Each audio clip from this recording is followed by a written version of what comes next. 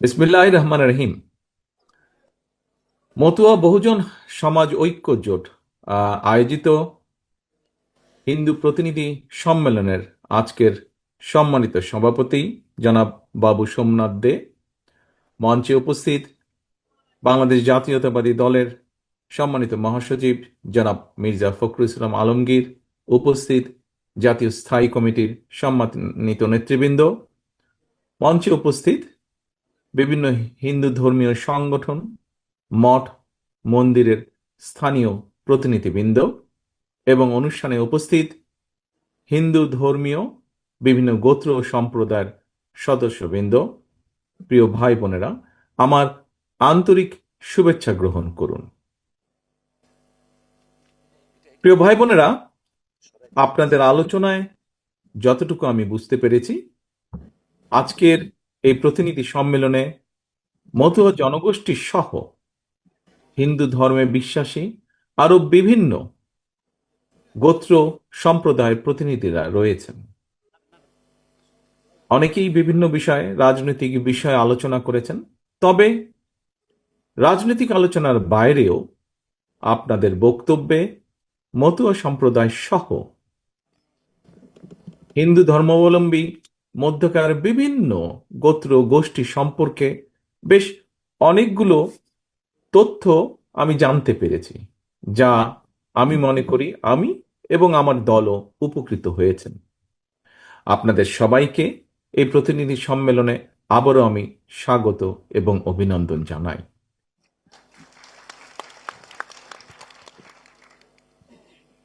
প্রিয় সকল উপস্থিতিবৃন্দ, আপনাদের বক্তব্য, যারা বক্তব্য রেখেছেন, বিশেষ করে রাজনৈতিক নেতৃত্বের বাইরে যারা বক্তব্য রেখেছেন, আপনাদের বক্তব্য শুনতে শুনতে আমার উপলব্ধিতে একটি বিষয় আহ, স্পষ্ট হয়ে উঠেছে বলতে পারি আমি। সেটি হলো, ধর্মীয় বিশ্বাস প্রতিটি ধর্মেই নিজেদের মধ্যে একটি ঐক্য সূত্র হিসেবে কাজ করে। তবে কাজ করলেও নিজ নিজ ধর্মীয় বিধি বিধান জানা মানা বোঝার ক্ষেত্রে গোত্র গোষ্ঠী সম্প্রদায়ের মধ্যে যেমন বিভিন্নতা পরিলক্ষিত হয়, ঠিক একইভাবে ব্যক্তি, পরিবার এবং সমাজ জীবনেও ধর্মীয় বিধিবিধান বাস্তবায়নের ক্ষেত্রেও হয়তো কিছুটা ভিন্নতা দেখা যায়। অর্থাৎ একই ধর্মের অনুসারীদের মধ্যেও কিছুটা বৈচিত্র্য বা ভিন্নতা রয়েছে ক্ষেত্র বিশেষে। আমাদের এই দেশে নানা ধর্ম, নানা বর্ণ, গোষ্ঠী, সম্প্রদায়ের, জাতি, উপজাতি, অধিবাসী অধিষ্ঠান বা আছেন। নিজ নিজ ধর্মীয় বিশ্বাস এবং সাংস্কৃতিক বৈশিষ্ট্যের কারণে বিভিন্ন জনগোষ্ঠীর আচার অনুষ্ঠানে ভিন্নতা বা বৈচিত্র্যতাও রয়েছে, এবং এই বৈচিত্র্যতার মধ্যেই ঐক্যের বন্ধনই আমাদের রাষ্ট্র এবং সমাজের সাংস্কৃতিক, সামাজিক, রাজনৈতিক সৌন্দর্য। তবে এই বৈচিত্র্যময় সমাজে আমাদের প্রতিটি নাগরিকের মধ্যেই কিন্তু একটি ঐক্যসূত্র রয়েছে। যদি আমরা জিজ্ঞেস করি কি সেই ঐক্যসূত্র, প্রিয় উপস্থিতি, সেই ঐক্যসূত্র হচ্ছে বিএনপির প্রতিষ্ঠাতা, স্বাধীনতার ঘোষকের যুগান্তকারী রাজনৈতিক দর্শন, বাংলাদেশী জাতীয়তাবাদ। অর্থাৎ অর্থাৎ আমরা যারা যেই ধর্মই বা জাতি বা গোষ্ঠীরই প্রতিনিধিত্ব করি না কেন, নাগরিক হিসাবে আমাদের সবার প্রথম এবং প্রধান পরিচয় আমরা বাংলাদেশী। যা এরই ভিতরে যে সকল নেতৃবৃন্দ বক্তব্য রেখেছেন, তাদেরও কেউ কেউ এই বিষয়টি তুলে ধরেছেন তাদের বক্তব্যে। একজন বাংলাদেশী হিসাবে, বাংলাদেশের একজন নাগরিক হিসাবে, এই বাংলাদেশে আপনার যতটুকু অধিকার, আমারও ঠিক ততটুকুই অধিকার। কারো বেশি কারো কম তা নয়, কিন্তু সমান, আপনার এবং আমার সমান। আমরা যে যেই ধর্ম, যে যেই গোষ্ঠীরই হই না কেন। এই প্রসঙ্গে দেশের প্রতিটি ধর্মের, প্রতিটি বর্ণের প্রত্যেক নাগরিকের দৃষ্টি আকর্ষণ করে আমি একটি কথা বলতে চাই, এবং সেটি হলো, রাষ্ট্র ও সমাজের সম্মান এবং নিরাপত্তার সঙ্গে সঙ্গে সগৌরবে চলতে হলে একজন নাগরিকের জন্য নির্দিষ্ট কোনো একটি রাজনৈতিক দলের নেতা বা কর্মীর সমর্থক হওয়া কিন্তু জরুরি নয়। রাজনৈতিক কিংবা অরাজনৈতিক রাষ্ট্রে প্রত্যেক নাগরিকের সমান অধিকার, তবে নাগরিক হিসেবে প্রত্যেকের জন্য অবশ্যই দেশের সংবিধান এবং আইন মেনে চলা সবচাইতে জরুরি বিষয়। উপস্থিত প্রিয় ভাই বোনেরা, বিতাড়িত স্বৈরাচার বা ফ্যাসিবাদের সময়কালে দেশের সবচেয়ে জনসমর্থিত এবং জনপ্রিয় দল হওয়া সত্ত্বেও সারা দেশে আমরা যদি দেখি, বিভিন্ন দলিল দস্তাবেজ দেখি, তাহলে দেখব সারা দেশে শুধুমাত্র বিএনপিরই 50 লক্ষ বা তারও কিছু বেশি নেতাকর্মীর বিরুদ্ধে কমপক্ষে 1.5 লক্ষ মামলা দায়ের করা হয়েছিল সেদিন। 700-র বেশি নেতাকর্মীকে গুম, অপহরণ, খুন করা হয়েছিল। অকারণে রাতের বেলায় আদালত বসিয়ে বিএনপির নেতাকর্মীদের বিরুদ্ধে সেদিন রায় ঘোষণা করা হয়েছিল। এবং এসবেরই মূল কারণ কি ছিল? মূল কারণ ছিল দেশে আইনের শাসন ছিল না সেদিন। পলাতক স্বৈরাচারের শাসন আমলে মুসলমান কিংবা হিন্দু, বৌদ্ধ কিংবা খ্রিস্টান, ডান কিংবা বাম, বিশ্বাসী কিংবা অবিশ্বাসী, ভিন্ন দল মতের কেউই সেদিন নিরাপদ ছিল না।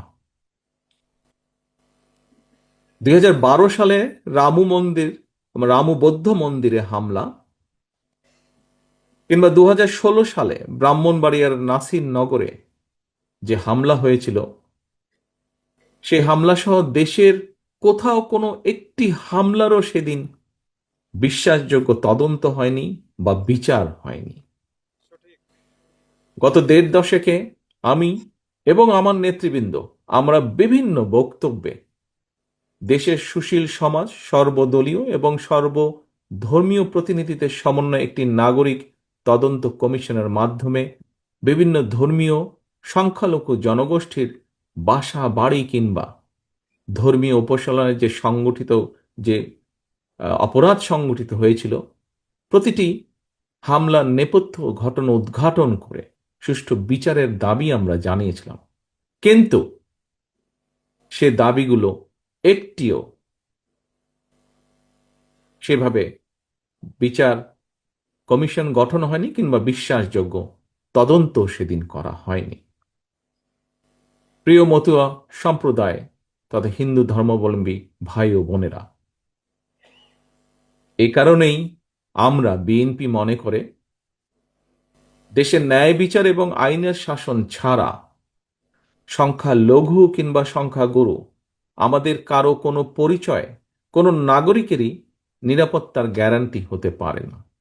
একমাত্র ন্যায় বিচার এবং আইনের শাসনই দেশের প্রতিটি নাগরিকের নিরাপত্তা। দল, মত, ধর্ম, বর্ণ, রাজনৈতিক পরিচয় শেষে একমাত্র আইনের শাসন, ন্যায় বিচারই দেশের প্রত্যেকটি নাগরিকের নিরাপত্তা নিশ্চিত করতে পারে।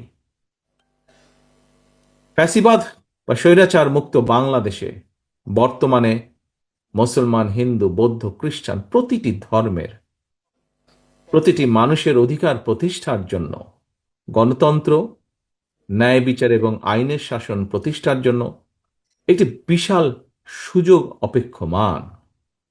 এই কথাটাও আজ এখানে যে সকল সম্মানিত ব্যক্তিবর্গ বক্তব্য রেখেছেন, তারাও তাদের বক্তব্যে বিভিন্নভাবে এই কথাটিকে সামনে নিয়ে এসেছেন।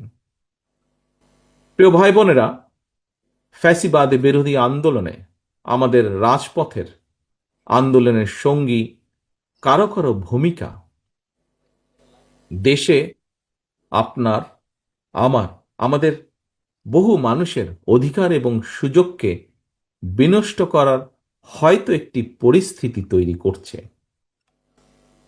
প্রিয় ভাই বোনেরা, দেশ যদি অস্থিতিশীল হয়ে ওঠে, তাহলে পতিত পরাজিত পলাতক ফ্যাসিবাদী অপশক্তির পুনর্বাসনের পথ সুগম হতে পারে বা হয়।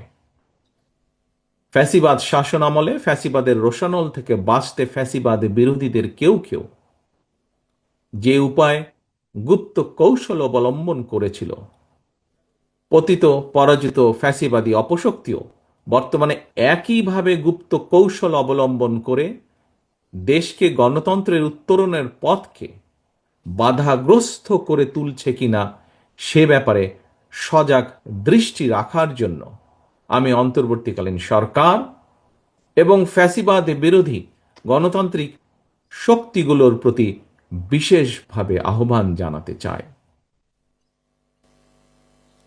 প্রিয় ভাই বোনেরা, প্রিয় উপস্থিতিবৃন্দ, সম্মানিত নেতৃবৃন্দ,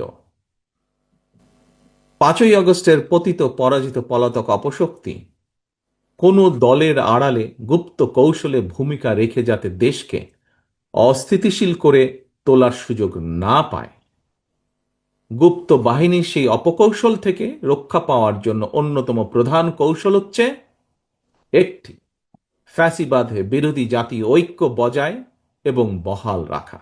এ কারণেই বিএনপি অন্তর্বর্তীকালীন সরকার এবং ফ্যাসিবাদ বিরোধী আন্দোলনের রাজপথের সঙ্গীদের সাথে সহযোগিতা এবং সমঝোতার দৃষ্টিভঙ্গি সমুন্নত রেখেছে। বাংলাদেশের রাজনীতিতে বিএনপি বরাবরই একটি শান্তিকামী, সহনশীল, গণমুখী রাজনৈতিক দল, গণতান্ত্রিক রাজনৈতিক দল। ভিন্ন দল, ভিন্ন মতের প্রতি ইতিবাচক দৃষ্টিভঙ্গি পোষণ করা এটি বিএনপির রাজনৈতিক সংস্কৃতির অংশ। দেশে জনগণের রাজনৈতিক এবং অর্থনৈতিক ক্ষমতা নিশ্চিত করার স্বার্থেই বিএনপির রাজনীতি, যা কিনা আমাদের সম্মানিত মহাসচিব সাহেব তার বক্তব্যে একটু আগে আপনাদের সামনে উল্লেখ করেছেন। প্রিয় উপস্থিতিবৃন্দ, ফ্যাসিবাদ মুক্ত বাংলাদেশে একটি জনগণের ভোটের মাধ্যমে জনগণের প্রতি দায়বদ্ধ, জনগণের কাছে জবাবদিহিমূলক একটি গণতান্ত্রিক সরকার প্রতিষ্ঠাই বর্তমান অন্তর্বর্তীকালীন সরকারের অন্যতম প্রধান কর্তব্য। অবশ্যই কারো দলীয় স্বার্থ বাস্তবায়ন করা এই সরকারের কাজ নয়, এবং এ কারণেই বিএনপি এই সরকারের প্রতি কোন রকম চাপ প্রয়োগ করার পরিবর্তে বরং ভিন্ন মতের জায়গাগুলোতে নোট অফ ডিসেন্ট, এটাকেই বিএনপি ডিসেন্ট ওয়ে বলে মনে করে। মতুয়া সম্প্রদায় তথা হিন্দু ধর্মাবলম্বী প্রিয় ভাই ও বোনেরা, অন্তর্বর্তীকালীন সরকার আগামী ফেব্রুয়ারি মাসে জাতীয় নির্বাচন অনুষ্ঠানের সিদ্ধান্ত ঘোষণা নিয়েছে বা দিয়েছে। এই নির্বাচনের মাধ্যমে আপনারা আপনাদের স্বাধীন ইচ্ছা অনুযায়ী ভোট দিয়ে পছন্দের প্রার্থীকে বাছাই করে নেবেন এবং বাংলাদেশকে একটি সম্প্রীতি এবং সমৃদ্ধির বাংলাদেশ প্রতিষ্ঠার জন্য বিএনপি ইতিমধ্যেই দেশের জনগণের সামনে একটি বিস্তারিত পরিকল্পনা প্রকাশ করেছে। আপনাদের রায় তথা দেশের জনগণের রায় বিএনপি আগামী দিনে রাষ্ট্র পরিচালনার সুযোগ পেলে সরকার থেকে সহযোগিতা করার জন্য অর্থনৈতিকভাবে পিছিয়ে থাকা পরিবারগুলোর মধ্যে প্রাথমিকভাবে 50 লক্ষ পরিবারের নারী প্রধানের নামে ফ্যামিলি কার্ড ইস্যু করার পরিকল্পনা করছে। ঠিক একইভাবে প্রান্তিক, ক্ষুদ্র, মাঝারি কৃষক যারা আছেন সেই কৃষকদেরকে সহযোগিতার মাধ্যমে ধীরে ধীরে অর্থনৈতিকভাবে যাতে তারা নিজেদের পায়ে দাঁড়াতে পারেন সেজন্য তাদেরকে ফার্মার্স কার্ড দেওয়ার পরিকল্পনা করছে। প্রিয় উপস্থিতিবৃন্দ, বাংলাদেশের একটি বড় বিশাল সমস্যা দেশের বিশাল যুব সমাজের বেকারত্ব। এই বেকারত্ব সমস্যাকে অ্যাড্রেস করার জন্য বেকার তরুণ জনগোষ্ঠীর কর্মসংস্থান নিশ্চিত করার জন্য তাদেরকে বিভিন্ন কারিগরি প্রশিক্ষণ এবং একই সাথে বিভিন্ন গুরুত্বপূর্ণ ভাষা শিক্ষা দিয়ে দক্ষ জনশক্তি রূপান্তর করায় দেশে এবং বিদেশে কাজের ব্যবস্থার পরিকল্পনা আমরা এরই ভিতরে হাতে নিয়েছি। সম্মানিত উপস্থিতিবৃন্দ, এসব পরিকল্পনা বাস্তবায়ন করে ধর্ম বর্ণ নির্বিশেষে প্রতিটি বাংলাদেশী নাগরিকের জন্য একটি সম্প্রীতি এবং সমৃদ্ধির বাংলাদেশ প্রতিষ্ঠা করতে আসন্ন জাতীয় নির্বাচনে বিএনপি তথা বাংলাদেশ জাতীয়তাবাদী দল আপনার এবং আপনাদের সকলের, আপনাদের পরিবারের সদস্যদের সমর্থন প্রার্থনা প্রত্যাশা করছে।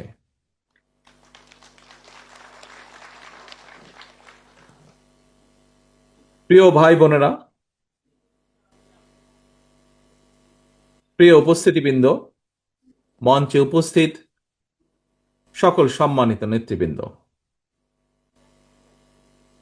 আপনাদের সকলের প্রতি আহ্বান জানিয়ে আমি বলতে চাই, আপনাদের ধর্মীয় পরিচয়কে কেউ যেন নিজেদের দলীয় স্বার্থে ব্যবহার করতে না পারে, সে ব্যাপারে আপনারা দয়া করে সজাগ এবং সতর্ক থাকবেন। নিজেদেরকে অবশ্যই সংখ্যালঘু ভাববেন না। একজন বাংলাদেশী হিসাবে এই স্বাধীন বাংলাদেশে আপনার, আমার, আমাদের সবার অধিকার সমান, ব্যক্তি কিংবা দলীয় স্বার্থ নয়। বিএনপির কাছে অবশ্যই দেশ এবং জনগণের স্বার্থই সবচেয়ে অগ্রাধিকার। এজন্যই কিন্তু আমরা একটি কথা বলি, এবং সেই কথাটি হলো, আমার আগে আমরা, আমাদের আগে দেশ, সবার আগে বাংলাদেশ।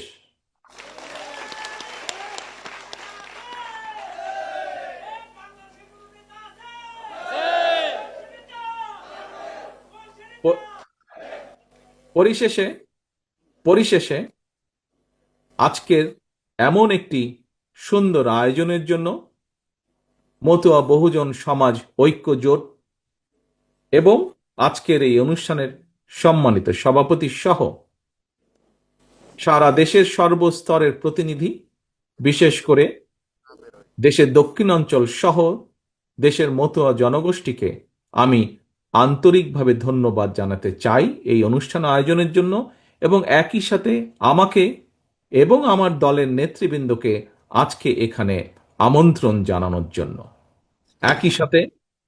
একই সাথে আগামী দিনে নির্বাচনে আপনাদের, বিএনপির প্রতি আপনাদের যে সমর্থন আপনারা ব্যক্ত করেছেন, সেই সমর্থন কামনা করছি। এবং একই সাথে এই মঞ্চে আজকে আপনাদের পক্ষ থেকে কিছু আপনাদের দাবি দাওয়া উপস্থাপন করা হয়েছে। আমি এতটুকুই আপনাদেরকে বলবো, আমাদের সীমাবদ্ধতার মধ্যে এবং বাংলাদেশের রাষ্ট্রীয় কাঠামোর সীমাবদ্ধতার মাঝে আমাদের যদি সুযোগ হয়, এতটুকু আপনাদের নিশ্চয়তা দিতে চাই, আমি আমার দলের নেতৃবৃন্দের সাথে আলাপ করে এই দাবিগুলোর যতটুকু, যে সকল দাবিগুলো বাস্তবায়ন করা সম্ভব, আমাদের সর্বোচ্চ প্রচেষ্টা থাকবে যতটুকু দ্রুততার সাথে সম্ভব সকল কিছু বিবেচনা করে সেগুলোকে অবশ্যই আমরা অ্যাড্রেস করব। পরিশেষে আবারও আপনাদের সমর্থন, সহযোগিতা, সাহায্য কামনা করে আগামী নির্বাচনে আপনাদের সমর্থন, সহযোগিতা, সাহায্য কামনা করে আমার আজকের বক্তব্য শেষ করছি। সকলকে আন্তরিক ধন্যবাদ। আল্লাহ হাফেজ। বাংলাদেশ জিন্দাবাদ। বাংলাদেশ জাতীয়তাবাদী দল জিন্দাবাদ।